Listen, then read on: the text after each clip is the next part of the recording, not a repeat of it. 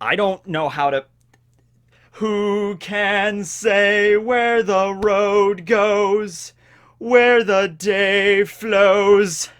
Only time. Like, I don't know how to open this video. Do you have a better idea? I don't know. Like, every My Hero Academia video I've made in, like, the last, like, 6 months, crazier and crazier stuff happens in the chapters, so I'm like, I have to open them in, appropriately crazy ways. Like, the last time I was just banging my head against the wall, like, but this one, I'm out of gas on this one, guys. I don't know.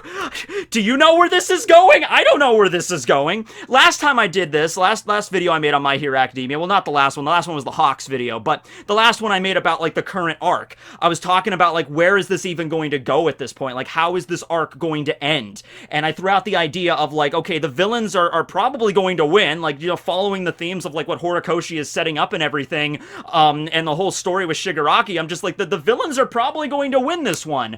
And there was that chapter a little while back where it's like the people were wondering, like, where is this country heading? Where is it going?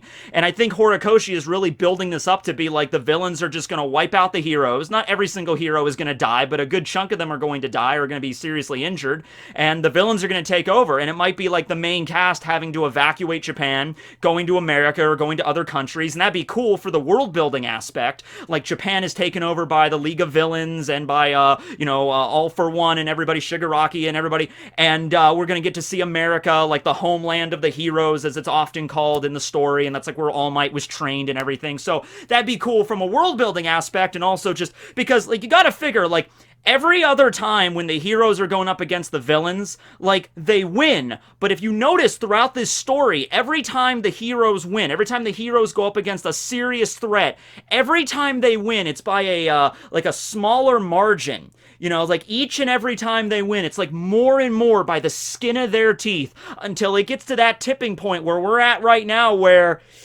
I don't think the villains are gonna win by the skin of their teeth. I think that's how it's gonna go down.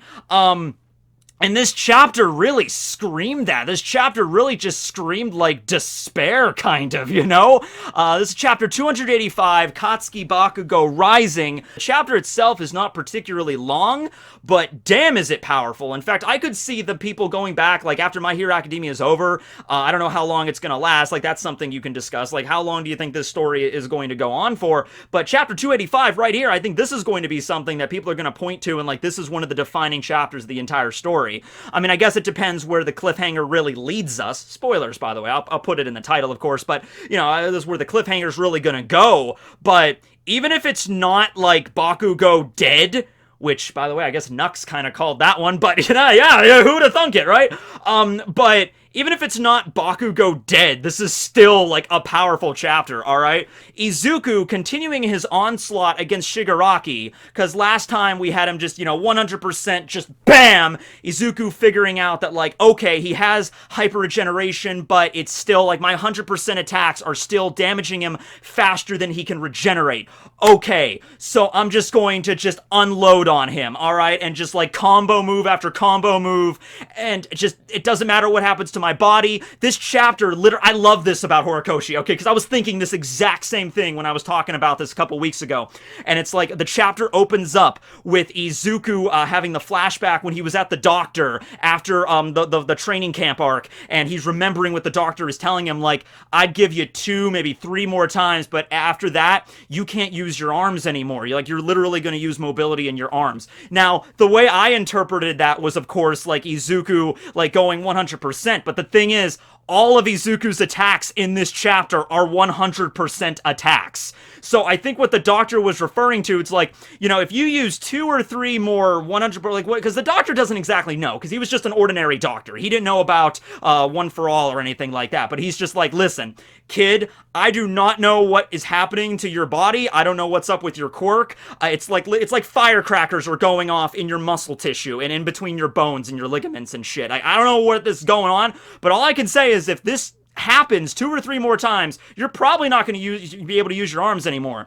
And so, of course, he was referring to when Izuku was fighting Muscular, and he was, during the battle, he was calling it like 1 million or 10 million% or whatever, but it was really like 100% attacks, and like a little bit maybe stronger than that, he was unloading against Muscular. And so that's what the doctor was referring to. Here we have Izuku busting out like Detroit smash, St. Louis smash, Wyoming smash, Texas smash, and he's just going crazy on Shigaraki. So he's already surpassed that limit. He's already surpassed to like 2 to 3, like it's at least 4 or 5, if not more attacks that in this chapter, in the chapters leading up to this, that Izuku has used. His arm, I believe it's his left arm. I'm sorry if I'm mixing them up right now. But whatever arm it is, it's like attached with the black whip. And he's basically kind of using Shigaraki as like, remember those toys that you would get at like the dollar store? There's those little gummy toys, you know, and they're like made of rubber and they like stretch and then you can like bounce them back and you kind of hit them like that. Like there's also like a ball you can get on like a string. That's kind of what Izuku is using the Shigaraki as right now, where he has Shigaraki all wrapped up in black whip so he can't touch the ground. And he's just like, BAM! Texas smash, bam, Wyoming smash, and just unloading. And I keep saying unloading, but he really is. And so Shigaraki is in a daze right now. He's like, oh, okay, what's going on? I need to figure out some way, some quirk I have, because his body is still imperfect, and he still doesn't understand every single quirk he has. So he's like frantically trying to search, trying to figure out like, okay, is there any kind of quirk I have that can work against this kid right now? And then meanwhile, you have Bakugo, Todoroki, and Endeavor, all right? And they're all on the ground. And they're like, okay, we have an idea here, we have a plan. So Bakugo's like, all right, I'm gonna propel all 3 of us into the air. Endeavor, Todoroki, and me. I'm gonna propel us all into the air. Endeavor, do not use your firepower at all. I want you to save up and cool down until the last instant possible. And it's actually a really brilliant move what they were going to do. So they launch into the air. Bakugo's propelling them. Todoroki is still using his ice to cool down Endeavor. And it's like the idea here is when we get right at the moment when Black Whip retracts. So right when Izuku's just BAM! And then he just retract right before he goes back to hit again. Boom! That's when we're going to strike. So we're going to need split-second timing here. We reach it right when it's extended. Endeavor, you latch on to freaking Shigaraki, and you use a point-blank, like, strongest attack you have to just burn him into ash, alright? And you know what? The plan works. Like, it works as well as it could. It's an amazing scene where freaking Endeavor jumps and Izuku's about to hit Shigaraki again. He's like, oh, wait, guys? And so Endeavor puts freaking Shigaraki in like a full Nelson and just point blank range, prominence burn, just... I don't even have a clue of how hot that was. Like, the not even, like, Fahrenheit. He measured in, like, kelvins at that point. Like, I don't know how hot that could possibly have been. But you know for a fact, Endeavor did not hold back an instant. Even though this is a thing where it's like, heroes aren't supposed to kill the villains. Oh, no! Screw that! We're long past that point! Long past that point, right? We're long past that point. I'm talking like a Texan now. Damn straight. So Endeavor puts him into a full Nelson. Shigaraki is already beat to shit from all the different 100% one for all attacks that Izuku's been doing on him, you know? And so, prominence burn, and it's just this light, like a freaking nuke, just... And so Bakugo and Todoroki and Izuku, they're all like just blinded by the light, and you get to see this scene where Shigaraki's he's in the middle of it, just like, he's just being burnt into ash. And then right at that moment, you hear a voice inside of Tomura's head where it's his master. It's All for One. And he kind of like reaches out, kind of like the vestiges of One for All. Kind of like the same thing. It's like we've seen this before where he was kind of communicating with the will of his master, where Shigaraki kind of rejected it. He's like, I don't want you to control me, master. I don't want you to control me and go after One for All. That's not my goal. I respect you for training me and teaching me and everything, but I'm not you. I want to be somebody else. But this is a moment where literally Shigaraki is about to die. And so the vestige of All for One kind of reaches out and he's like, Tomura, lend me your body for a moment. You know, let me control it and I can take care of this, because he knows what to do. Earlier on in the chapter, there is a scene where Bakugo is kind of rushing into the air with Todoroki and Endeavor, and he's kind of remembering, like, man, what All Might was talking to him about last chapter in the flashback, and he's like, what if One for All is a cursed power? And I think the only way I can really interpret that right now, I guess not the only way, but the way that kind of, spoke to me immediately was, remember how during the sports fest, when Izuku, of course, the vestiges kind of awoke him from, that was a weird way to say that, awoke him from Shinso's brainwashing, right? And you saw the vestiges there in the doorway. And All Might kind of says to Izuku, he's like, yeah, I remember kind of seeing something like that when I was in my training days. Don't worry about it. It's not a big deal. This is your power. Yeah, I guess it's definitely been hinted that it's of course way more than that. It's more than just the vestiges. Like, the people live on in One for All. But what if it's like Izuku kind of doesn't have free will at a certain point? So, like, I don't want to go too much into this, because this might even be a discussion for a whole other video, but what if it's like the will of One for All is so powerful that whoever has it has to fight against All for One, whether they really want to or not? Whether it makes them kind of like change their mind a bit, where it's just like, I'm going to care less about my physical well-being and push myself more toward fighting All for One and winning. Or, like, maybe not necessarily brainwashing, but like the collective willpower of all of the previous users of One for All is so powerful, it kind of overrides Izuku's own willpower.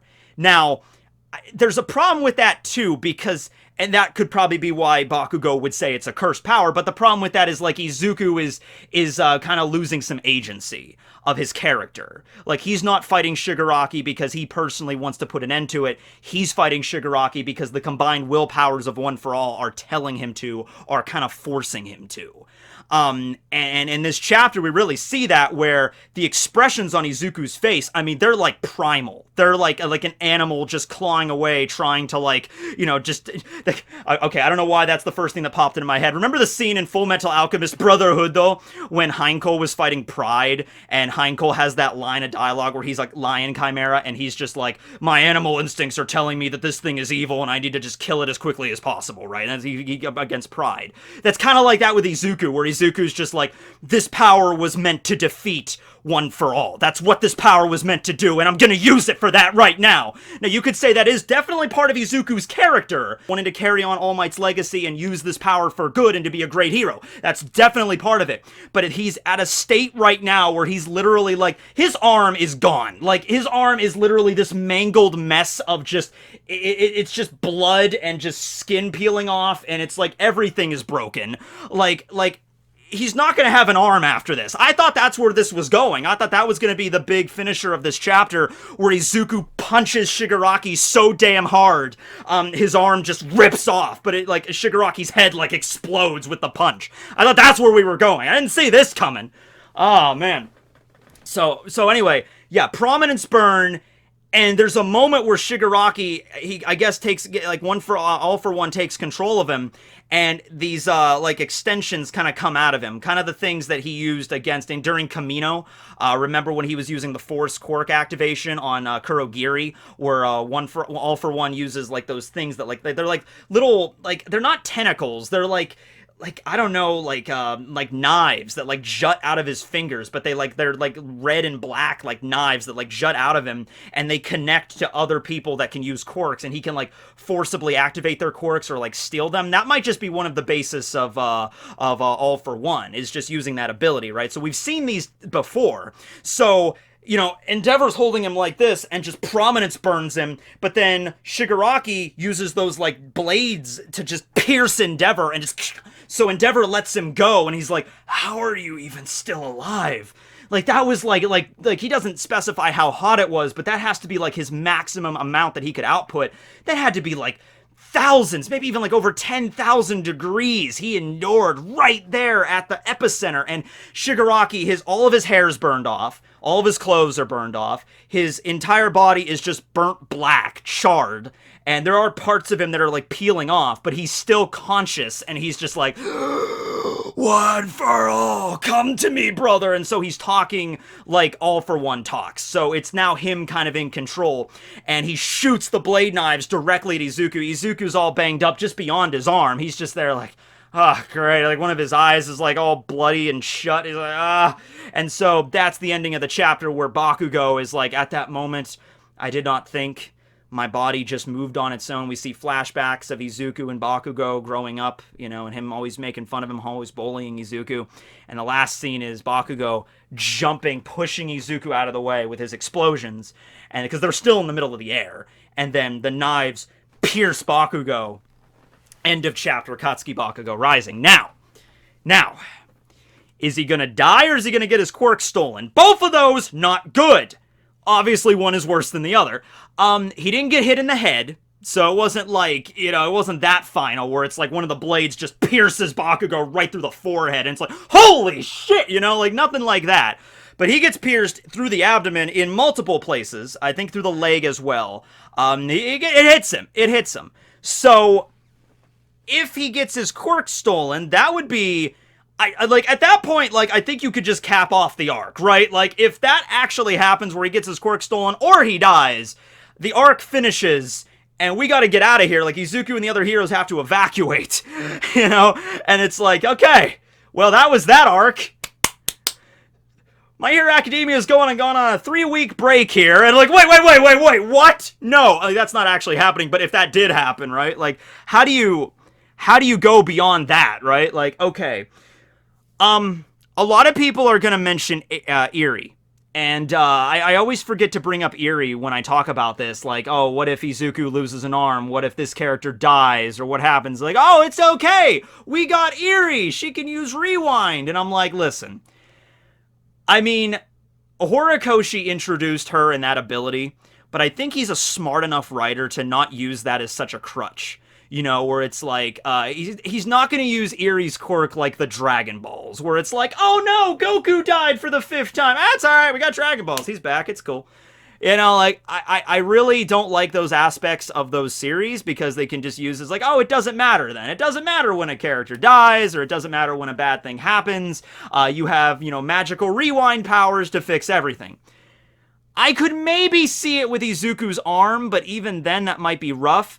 You know, one of the reasons why Eri can't probably use it to get Mirio's quirk back, because a lot of people are saying, like, I even made a video about this, why can't she use her rewind powers to fix Mirio's quirk? But the problem is, the whole thing with the deleter round that, Chisake shot Mirio with, the whole idea with that, I don't think Chisake shot Mirio, that was one of the other Yakuza that actually shot Mirio, but the point is Mirio lost his quirk. Those bullets were created using Eri's blood, using her quirk. So it'd be like using her rewind quirk to reverse her rewind quirk, which might not be able to work that way, right? So that's kind of the whole point, right? So that's the reason we didn't just do that, and Eri, you know, her power works on, like, she has to build up energy first, so she couldn't save, like, Night Eye. Night Eye still died, right? So, I'm just saying, like, if Horikoshi's really gonna go down that road, and Bakugo is going to die, I don't think it's gonna be like, oh, Eri, you can fix it! No, I don't think Horikoshi's gonna go down that road with it, because I think it would be too obvious and it would be too cheap for him to do that.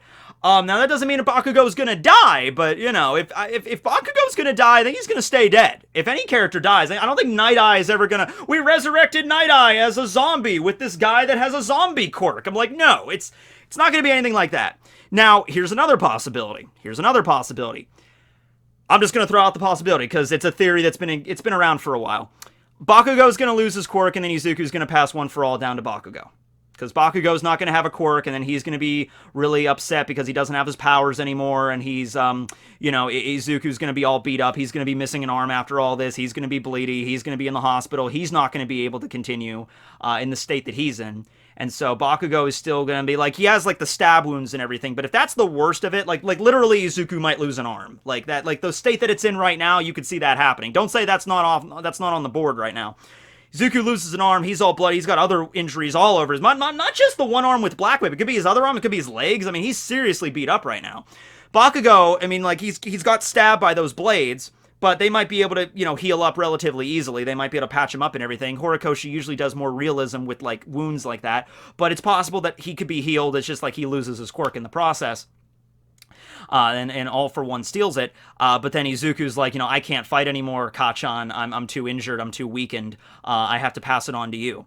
Now, there's a few problems with that as well. For number one, would be like, well, isn't Izuku our main character? I'm like, yeah, but, Horikoshi does like to subvert tropes in that regard, so we'll see where that goes. Also, that's basically the same thing that happened in the last My Hero movie, Heroes Rising. Was it Hero Rising or Two Heroes? Heroes Rising was the last one, right? So, at the end of that movie, spoiler alert, Izuku gives All for One to, One for All to Bakugo, and they kind of share the powers to defeat 9. And then at the end of the movie, Bakugo just kind of like loses it, and it just kind of goes back to Izuku. And it has like kind of a throwaway line with All Might being like, the will of One for All detected that he didn't actually intend to pass it on, but just share the power to fight, so it returned to Izuku. Like it was some bullshit like that. Now the question is, would Horikoshi basically just like recycle the idea that was already introduced in the movie and use that in the canon of the manga? Because that idea kind of already was used in the movie in a different way, but still, I don't know. You could also have the whole idea with like Izuku, like, because this whole story is being narrated by Izuku. Like, this is the story of how I became the greatest hero ever. You know what I was actually thinking? If the wills of One for All are kind of like combined into one thing, maybe Izuku, when he's doing his like inner narration of like the entire story, when he says, this is the story of how I became the greatest hero ever, maybe he wasn't talking about him specifically. He was talking about, this is how One for All became, like, all of us as one entity became the greatest hero ever. Me, All Might, Nana, Banjo, the face tattoo guy. That's how we all became the greatest hero ever. There's also the theory of time travel involved, like Bakugo is the second user or whatever. Like, there's also like a whole thing about that. I made a video about that. Turtle Quirk made a video about that as well. So I'm not going to go more into that whole thing there. But yeah, like, I don't think Horikoshi would screw us around with like, oh no, Bakugo got stabbed. Oh, it's okay. He'll be fine. He still has his quirk, or Eri can heal him, and he didn't really suffer any major injury. This is a major point for Bakugo's character, like literally rushing into the aid of Izuku, the guy that he bullied for all those years and treated like shit, basically, and had this huge like kind of inferiority complex with in recent arcs because of him getting all for one, One for All. I'm sorry.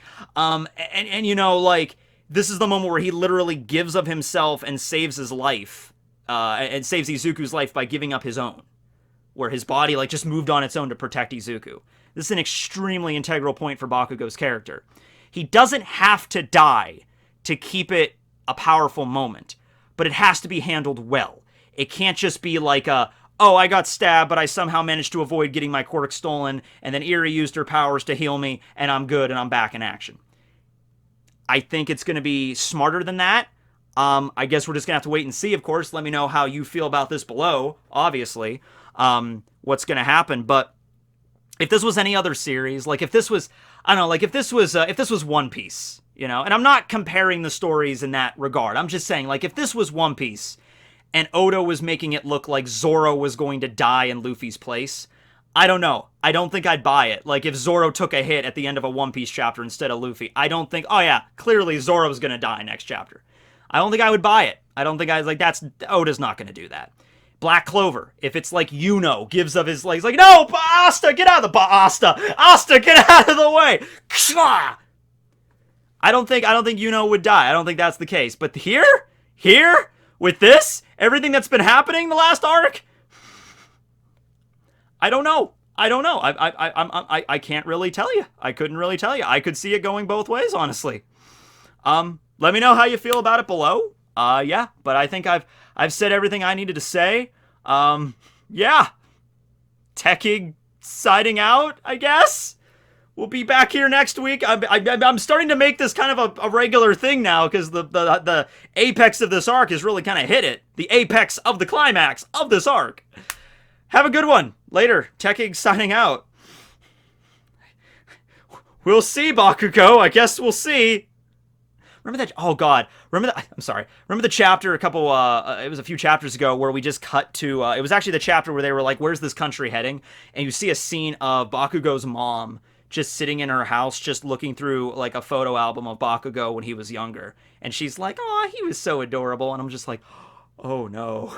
Like the emotional impact if Bakugo died, like, it would be big. Like, not just to the fans, but like imagine like the scene where freaking Horikoshi draws like members of UA or the heroes going to like his parents' house and explaining to them what, because Horikoshi would totally do that. He would go, it'd be like no dialogue, it would just be a scene with like men in like black suits just approach her house and just knock on the door, and then she answers and she's like, oh, hello there, gentlemen, how are you? And then like, well, I guess no dialogue, but she just like opens the house and like, and then they like just cut to the scene with her in the kitchen with her husband, and they're holding hands and they're just explaining to them that their son died in a raid against the freaking, League of Villains.